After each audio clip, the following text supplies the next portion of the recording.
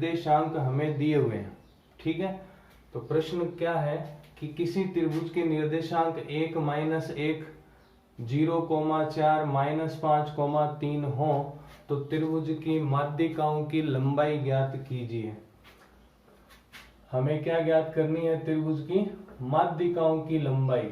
तो माध्यिका होती क्या है? माध्यिका की परिभाषा को किस प्रकार व्यक्त करेंगे हम? त्रिभुज के शीर्ष से सम्मुख भुजा के मध्य बिंदु को मिलाने वाली रेखा माध्यिका कहलाती है।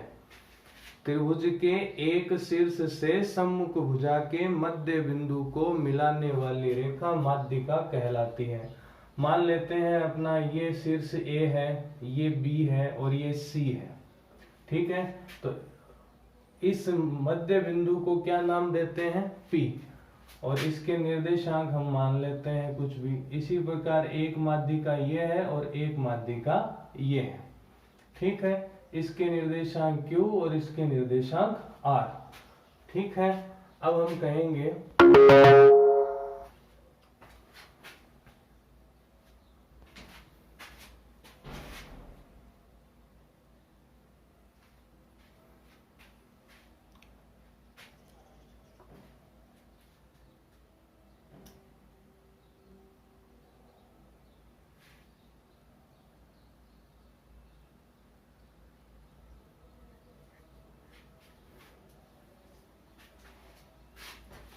अब हम कहेंगे कि बिंदु P है वो BC का मध्य बिंदु है, और मध्य बिंदु के निर्देशांक का सूत्र क्या होता है? यहां लिखेंगे, चूंकि P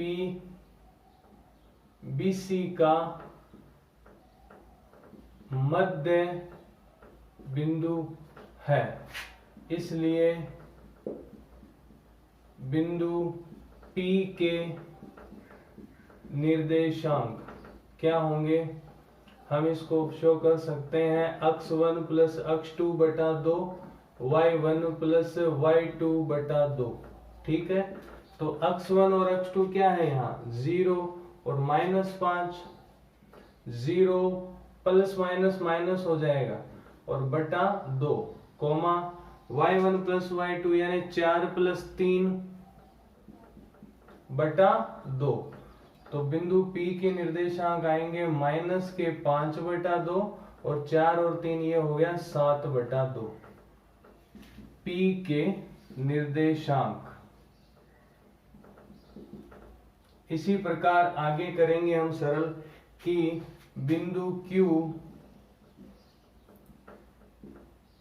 AC का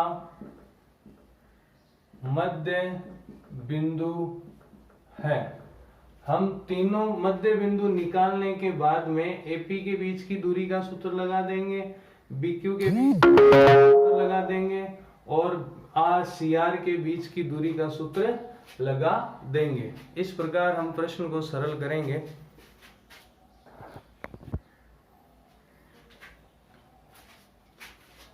बिंदु Q के निर्देशांक क्या होंगे? वही सूत्र है अपना, आपको बार बार नहीं लगाना है।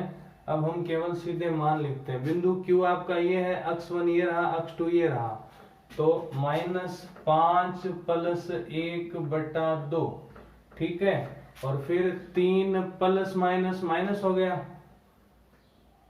3 माइनस 1 बटा 2। तो इस प्रकार हमारे पास आ जाएगा -4 बटा 2 और 2 बटा 2। ये सरल हो रहा है -2 और 1। तो इस प्रकार बिंदु Q के निर्देशांक हमारे पास आए हैं -2 और 1।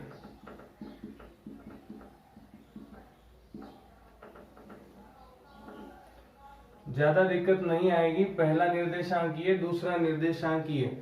अब लिखते हैं बिंदु R के बारे में। बिंदु R AB का मध्य बिंदु है,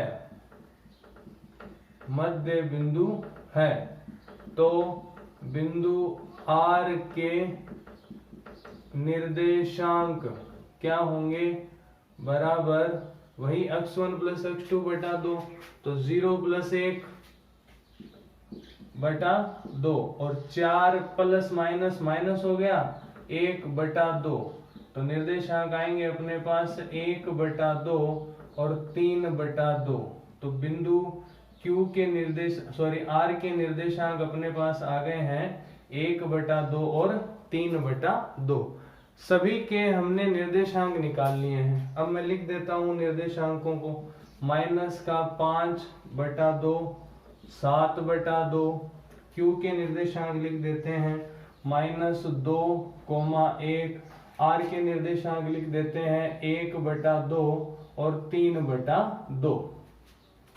अब माध्यिकाओं की लंबाई निकालनी है तो A से P तक की दूरी निकाल दीजिए। मध्य दूरी से AP माध्यिका की लंबाई, बीच की दूरी ही इसकी लंबाई है। तो सूत्र एक बार लिख देता हूं मैं, x2 माइनस x1 का whole square plus y2 minus y1 का होल स्क्वायर। तो AP के बीच की दूरी क्या आएगी, देखिए माइनस 5 बटा 2 माइनस x1 का मान क्या है 1 लिख दिया हमने whole square plus y2 minus y1 यानी 7 बटा 2 माइनस माइनस 1 यानी प्लस हो गया 7 बटा 2 प्लस 1 का होल स्क्वायर।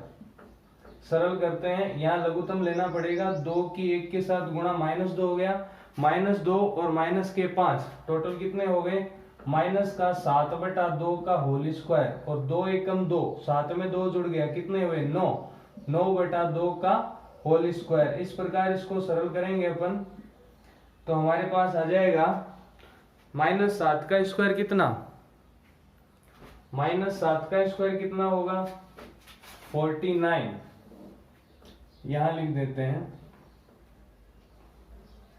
49 बटा 2 का वर्ग 4 प्लस 9 का वर्ग 81 बटा 2 का वर्ग 4। तो इस प्रकार हमारे पास इन दोनों का योग कितना आएगा 130 और बटा 4, क्योंकि लघुत्तम इनमें 4 ही है तो ऊपर वालों को जोड़ दिया हमने। तो अब 4 का वर्गमूल कितना निकलता है 2 और 130 का निकलेगा नहीं। तो आप चाहें तो इसको ऐसा भी लिख सकते हैं, नहीं तो 1 बटा 2 और अंडरूट में 130 रहेगा। ठीक है, तो यानी ऊपर रहेगा अंडरूट का 130 बटा 2। इसी प्रकार हमें अब अगली लंबाई निकालनी है। यह होगी अपने पास AP आ गई है। अब हम निकालते हैं BQ की बीच की दूरी, यानी माध्यिका BQ की लंबाई बराबर अंडरूट।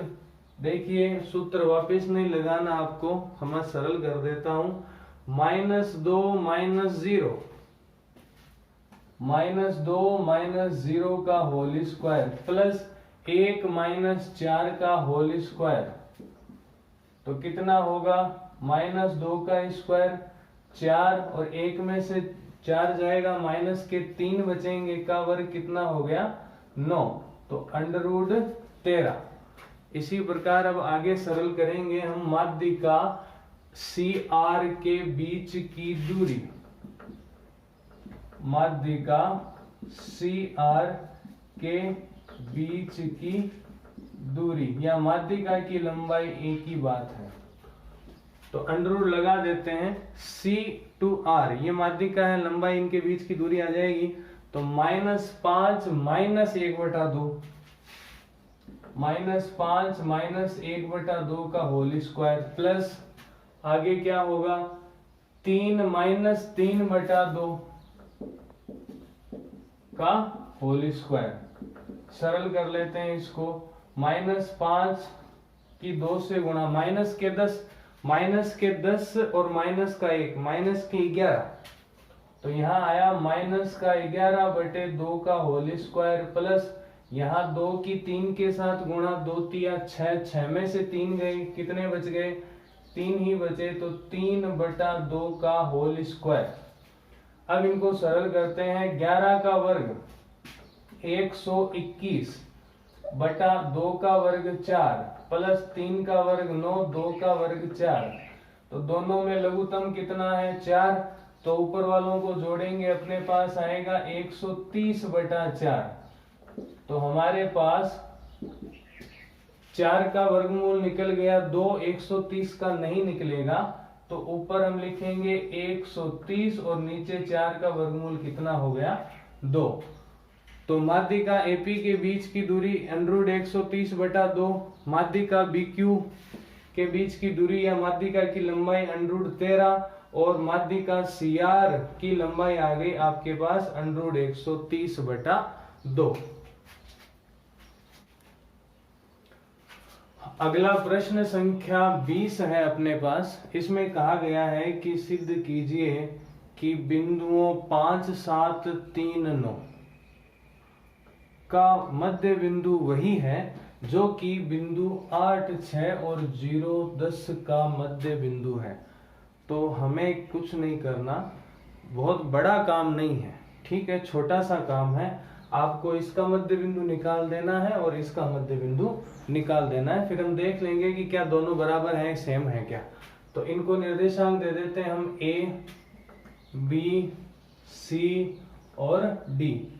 तो माना ए 5, 7 और बी 3, 9 का मध्य बिंदु P जिसके निर्देशांक अक्ष y है, ठीक है। तो मध्य बिंदु के निर्देशांक, मध्य बिंदु P के निर्देशांक क्या होंगे, वही अक्ष 1 प्लस अक्ष 2/2, y1 प्लस y2/2। तो आपके पास क्या क्या है देख लीजिए, 5 + 3/2 और 7 + 9/2।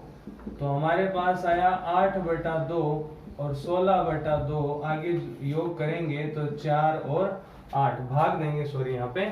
तो हमारे पास बिंदु P के निर्देशांक क्या आ गए हैं 4,8। अब हम यहाँ लिखते हैं, माना C 8,6 और D 0,10 का मध्य बिंदु Q, इसके भी निर्देशांक अक्ष y ले लें, है, ठीक है। तो मध्य बिंदु Q के निर्देशांक क्या आएंगे, सूत्र वही है, अक्ष 1 प्लस अक्ष 2/2, y1 प्लस y2/2। तो हमारे पास Q के निर्देशांक क्या आ गए 8 + 0, मान रख दीजिए x1 x2 का, 6 + 10/2। तो योग क्या आया 8/2, यहाँ 16/2, तो 4,8। यह है बिंदु Q के निर्देशांक। अब आप देख लीजिए कि क्या बिंदु P के निर्देशांक और Q के निर्देशांक समान है, हैं। तो अतः बिंदु A, B का मध्य बिंदु वही है जो कि बिंदु CD का मध्य बिंदु होगा, बिंदुओं CD को मिलाने वाली रेखा का मध्य बिंदु होगा, ठीक है। प्रश्न संख्या 21 है कि किसी त्रिभुज की भुजाओं के मध्य बिंदु हमें दिए हुए हैं। इस भुजा का आप इनको कहीं भी लिख सकते हैं अपने व्यवस्था अनुसार। 3 भुजाओं हैं के 3 मध्य बिंदु हमें दिए हुए हैं, तो उनको हमने लिख लिया है। तो त्रिभुज के शीर्षों के निर्देशांक हमें निकालने हैं। तो हम मान लेते हैं कि माना त्रिभुज के शीर्षों के निर्देशांक, इसको नाम A दिया अक्ष 1 y1, इसको नाम B दिया अक्ष 2 y2, इसको नाम C दिया अक्ष 3 y3, ठीक है। तो A अक्ष 1 y1, B अक्ष 2 y2 तथा C अक्ष 3 y3 है। अब प्रत्येक भुजा का हमें मध्य बिंदु दिया हुआ है, ठीक है। तो हम इनको नाम दे देते हैं P, Q और R। तो हमें मध्य बिंदु के सूत्र से ही इसको सरल करना है, ज्यादा समस्या नहीं आएगी। आप ये देखिए केवल इतना कि जो भुजा AB है उसका मध्य बिंदु कौन है, R है। R AB का मध्य बिंदु है, ठीक है। इसलिए मध्य बिंदु के निर्देशांक, बस इसका सूत्र लगा दीजिए। क्या होगा, अक्ष का अलग लगाना है, y का अलग। तो अक्ष बराबर अक्ष 1 प्लस अक्ष 2 बटा 2, ठीक है। समझ में आ रहा है आपको। अब अक्ष का मान रखिए। अक्ष 1 कितना है, अक्ष 1 ही है। अक्ष 2 कितना है, अक्ष 2 ही है, बटा 2। तो अक्ष का मान क्या रखेंगे आप, 0। तो अक्ष 1 प्लस अक्ष 2 बटा 2, 2 की 0 के साथ गुणा, तो आपके पास क्या आ गया, अक्ष 1 प्लस अक्ष 2 बराबर 0। ये नंबर 1। और y बराबर y1 प्लस y2 बटा 2। तो y के निर्देशांक है -1 और y1 प्लस y2 बटा 2। तो 2 की गुणा कीजिए आप -1 के साथ, बटे में 2 है तो 2 की गुणा कर लीजिए। मैं इसको इधर लिख देता हूं आगे, y1 प्लस y2 बटा 2 है, ठीक है। तो 2 की गुणा कर लीजिए -1 के साथ, तो -2 बराबर y1 प्लस y2। तो हमारे पास y1 प्लस y2 का मान क्या आ गया, -2। इसको दे देते हैं नंबर 2। अच्छा, AB से हमारे पास 2 समीकरण आए, तो सीधी सी बात है BC से भी 2 आएगी, AC से भी 2 आएगी। उन सभी को निकालना है हमें, ठीक है। एक भुजा का काम हो गया। अब हम क्या कहेंगे कि BC का मध्य बिंदु P है। मध्य बिंदु P के निर्देशांक अक्ष बराबर, इसके निर्देशांक निकालना है तो अक्ष 2 प्लस अक्ष 3 बटा 2, अक्ष 2 प्लस अक्ष 3 बटा 2। इसका मान क्या है, 2 अक्ष 2 प्लस अक्ष 3 बटा 2। गुणा कर लीजिए तो हमारे पास आएगा अक्ष 2 प्लस अक्ष 3 बराबर कितना, 2 दूनी 4। इसको नंबर दे देते हैं हम 3। और इसी प्रकार y2 प्लस y3,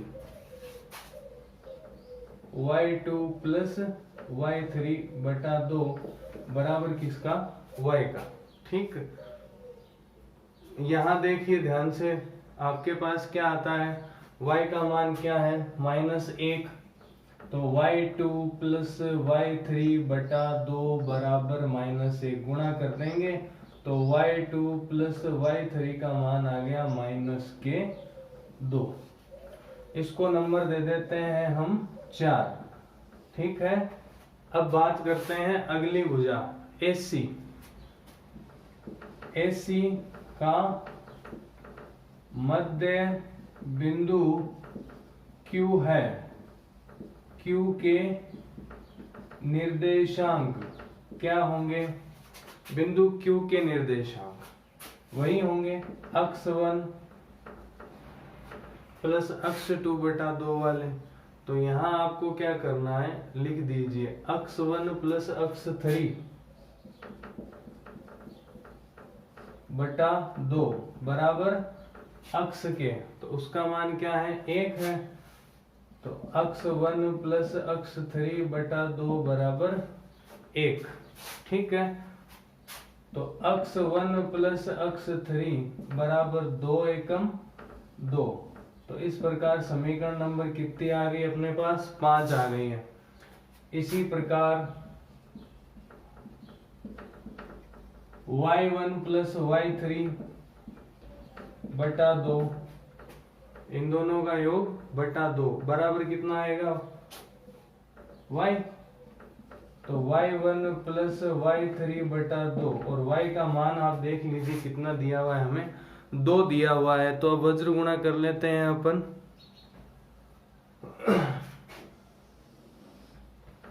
इस पंक्ति को वापस लिख देता हूं मैं, y1 प्लस y3 बटा 2 बराबर 2। तो y1 प्लस y3 बराबर कितना आ गया 4।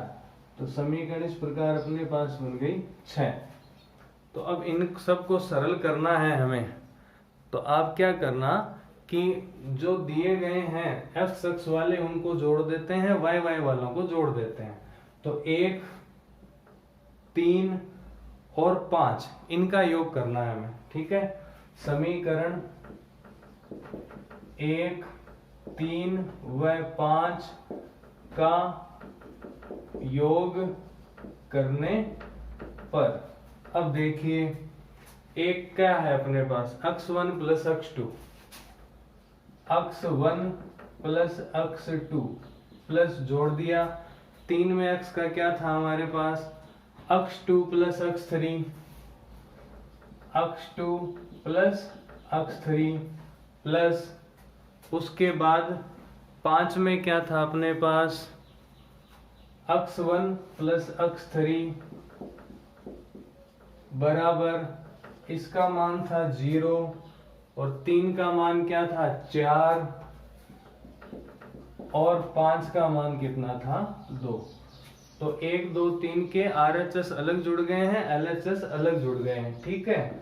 तो अब देखिए, एक अक्ष 1 और एक अक्ष 1 कितने अक्ष 1, 2 अक्ष 1, एक अक्ष 2 और एक अक्ष 2 कितने 2 अक्ष 2, और एक अक्ष 3 और एक अक्ष 3 कितने अक्ष 3 2 अक्ष 3 बराबर इन दोनों का जोड़ यानी कितना आ गया 6। अब आप देख रहे हैं कि इन सब में 2 का भाग जा रहा है, तो मैं लगा देता हूं। तो अक्ष 1 प्लस अक्ष 2 प्लस अक्ष 3 बराबर 6 में 2 का भाग चला गया 3 बार। तो हमारे पास समीकरण ये बन गई अपनी नई, इसको हम नंबर दे देते हैं 7, ठीक है। इसी प्रकार हम जोड़ लेते हैं किस किस को, अब जो y के बच गए उनको, ठीक है। y का कौन सा है 2, 4 और 6, समीकरण 2, 4 और 6। तो समीकरण 2, 4 और 6 का योग करने पर, तो सभी के पक्ष देख लीजिए आप। सबसे पहले 2 का देख लेते हैं, y1 प्लस y2 प्लस 4 में क्या है y2 प्लस y3 प्लस 6 में क्या है y1 प्लस y3 बराबर 2 में योग कितना था माइनस का 2, उसके बाद 4 में वापस माइनस का 2 और फिर 6 में है प्लस 4। तो एक y1 कितने 2y1 2y2 और 2y3, माइनस का 2 माइनस का 2 माइनस के 4 हो गए, माइनस के 4 और प्लस के 4 क्या हो गए 0, ठीक है। अब इन सभी में मैं 2 का भाग दे देता हूं क्योंकि जा रहा है सब में, 0 में 2 का भाग आ जाएगा, ये भी 0 हो जाएगा। तो यहाँ y1 plus y2 plus y3 बराबर अपने पास क्या आ गया 0, इसको नंबर दे देते हैं अपन 8। अब आगे इन सभी समीकरणों को मैंने अभी अपनी सुविधा के लिए एक जगह लिख लिया है क्योंकि बाकी जगह नहीं थी बोर्ड में। तो आपके पास ये इतनी सारी समीकरण है 1 से लेकर 8 तक। तो अंतिम दोनों में से क्या से काम होगा मैं यहां से बताता हूं आपको। सबसे पहले हम अक्ष का पूरा मान निकाल देते हैं। तो समीकरण 7, अब आप देखिए आपके पास अक्ष की एक ये है, एक ये है और एक ये है। अगर आप x1 प्लस x2 यानी इन दोनों की जगह आप क्या रख देंगे 0, तो मान लीजिए इन दोनों की जगह 0 हुआ तो x3 बराबर मान कितना आ गया 3 आ जाएगा, ठीक है। और x2 प्लस x3 की जगह आप क्या रख देंगे 4, x2 प्लस x3 की जगह यानी इसकी जगह आप 4 रखेंगे, फिर उस 4 को हम पक्षांतरित कर देंगे यानी 3 माइनस 4, तो मान कितना आएगा माइनस का 1। इस तरह हमें मान निकालना है। समीकरण 7 में 1 का मान रखने पर, तो सीधा x1 x2 की जगह आप क्या रख देंगे, पूरा लिख के बता देता हूं, x1 plus x2 plus x3 बराबर 3 है। तो समीकरण 1 में क्या है, x1 x2 की जगह 0 है, तो 0 प्लस x3 बराबर 3, तो इन दोनों को जोड़ेंगे तो x3 ही आना है, कोई दिक्कत है नहीं है। अब समीकरण 7 में 3 का मान रखने पर क्या आएगा, x1 plus x2 plus x3 बराबर 3। 3 में क्या है, x2 और x3 का मान कितना है 4, तो x2 प्लस x3 की जगह मैं 4 लिखूंगा, तो x1 प्लस 4 बराबर 3, तो x1 बराबर 3 माइनस 4, तो x1 का मान कितना आ गया -1। आगे लिखेंगे समीकरण 7 में 5 का मान रखने पर, समीकरण 5 में किस किस का मान है, x1 और x3 का, वापिस लिख लीजिए x1 plus x2 plus x3 बराबर 3, x1 और x3 इनकी जगह यानी x2 बचेगा अपने पास, x2 प्लस x1 और x3 की जगह क्या लिखना है 2 बराबर 3, तो x2 का मान आ गया 3 माइनस 2, तो x2 की वैल्यू कितनी आ गई 1। तो हमारे पास x1 आ गया -1, x2 आ गया 1 और x3 आ गया 3। इसी प्रकार हम आगे बात करेंगे समीकरण 8 और समीकरण 2 से। तो समीकरण 8 क्या है, y1 plus y2 plus y3 बराबर 0, और 2 से मान किसका है y1 y2 का, इन दोनों का क्या है -2 प्लस y3 बराबर 0, -2 को उधर भेज दीजिए प्लस का हो जाएगा, तो y3 बराबर धनात्मक 2 उत्तर आया अपने पास। अब समीकरण 8 और 4 से, ठीक है, समीकरण 8 और 4 से क्या है, y1 plus y2 plus y3 बराबर 0। कोई दिक्कत है आपको नहीं है ना। अब इसमें मान आपको 4 से किस किस का रखना है, y2 और y3 का -2 रखना है, तो y1 बराबर -2 बराबर 0, ठीक। अब -2 को पक्षांतरित कर देते हैं, कितना आया 2। इसी प्रकार समीकरण 8 और 6 से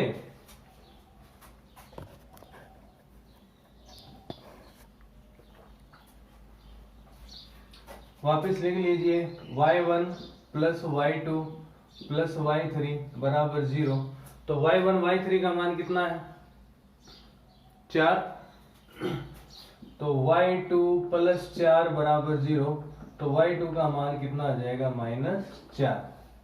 अंत में लिखने आता है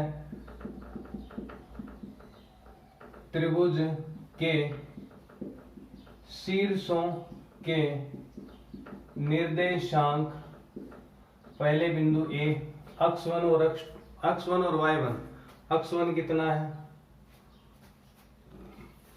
-1, y1 कितना है 2, B x2 कितना है 1,